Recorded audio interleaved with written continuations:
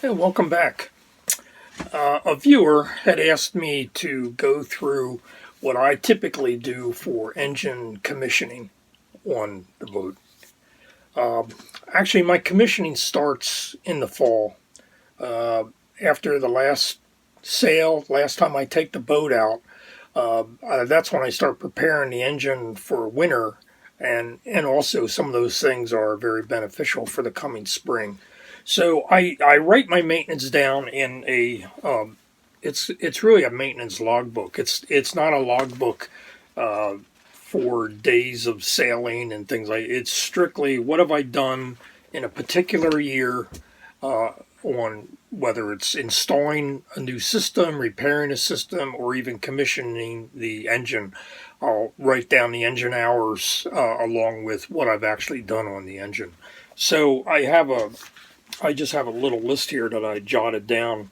So in the fall, I warm up the engine, get it good and warm, shut it down, and then I pump the old oil out. I have a manual vacuum pump. Um, some engines actually have a pump right on them. You can pump. Mine does not. So I pump the old engine oil out. I also then pump all the transmission oil out. And then I refill that with, and I also take off the old filter and throw the filter away as well. So I put on a new filter and then I add all new oil to both the engine and the transmission. And then I start it up and I just run it, for a few minutes just to circulate that clean oil. And then I shut it down. And after a few minutes, I'll check the levels, make sure everything is where it should be. One of the reasons I do that in the fall, from what I've read, is your engine oil will turn somewhat acidic, and obviously there could be some minute dirt particles in it, and you don't want it to sit all winter with that acidic oil, in the engine. So that's why I do it in the fall. Then I pump RV antifreeze through the system. Down in my bilge, I have a drain valve that goes into the bilge, and I can connect a hose to that, and I pour RV antifreeze into a bucket that hose is hooked to. And I just start the engine again for just a couple of minutes until I see the pink RV fluid coming out the exhaust pipe, and then I shut it right down again. I fill the diesel tank. I make sure that diesel tank is topped off. I tend to use a little bit of Sustain booster, not a lot, just enough to help with the engine running.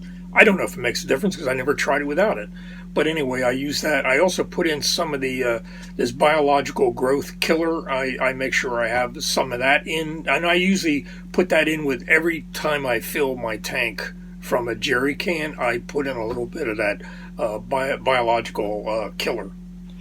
Then I close the through holes so none of the antifreeze will drain out. And that's it for the fall. Now in the springtime, I come back. Usually the boat's in the water, and I check the oil levels, make sure nothing has leaked. I check the oil pan. Obviously, I'm looking for any kind of leak, fuel leak, oil leak. I also check the air filter, make sure that it hasn't decayed or isn't too dirty. The filters on the Yanmar, at least this old 2GM, it's a steel, perforated steel cone with a foam on the outside, and that foam really doesn't last very long. It only lasts 3 to 5 years, and it starts breaking down. I'm actually very surprised that it breaks down. So I'd say like every 3 to 5 years, many times I have to put a whole new air filter in that. I check the belt tensions. I check all the terminals from the battery to the engine, make sure I don't see any corrosion, and if I do, I clean the terminals up, and then I start the engine. And, flush out all the RV antifreeze, and at that point, it's pretty much ready to use for the season. Now, I delay the start of the engine until I know there's no significant freezing weather. Now, it's the end of April. when I look at long-range forecasts, I look at what are the nighttime temperatures, and if it looks like they're staying in the low 40s, then it's to me it's safe to do that, because it would take a hard freeze at night, like probably down into the mid 20s for a sustained period of time to really freeze up the boat. So by the end of April, it's usually safe to do that, in my opinion. Now, every 5 to 7 years, I change the closed loop antifreeze. That's actually the engine antifreeze, and you have to get the right stuff for diesel. It's a heavy duty antifreeze that's made more for diesels and not for cars. So check your owner's manual. Many times, and Yanmar is like they don't recommend using an automotive antifreeze. It has some components in it that could not withstand the higher cylinder temperatures in an engine, and it can plate out or cause cavitation. It just doesn't have the high temperature protection. It can cause boiling bubbles, and that can lead to erosion.